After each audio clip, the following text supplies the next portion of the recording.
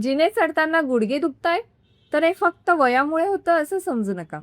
खूप लोक सुरुवातीला दुर्लक्ष करतात, पण जिने चढताना पेन येणं, उठताना कटकट आवाज येणं किंवा उठून बसताना त्रास होणं ही गुडघ्यांवर ट्रेस वाढण्याची सुरुवात असू शकते. विशेषतः जास्त वजन, सतत उभं राहणं, व्यायामाचा अभाव किंवा चुकीची बसण्याची पद्धत यामुळे गुडघ्यांवर प्रेशर वाढतो. लोक लगेच पेन किलर घेतात, पण कारणावर ट्रीटमेंट घेत नाही. वेळेत काळजी घेतली तर पुढचे मोठे त्रास टाळता येऊ शकतात.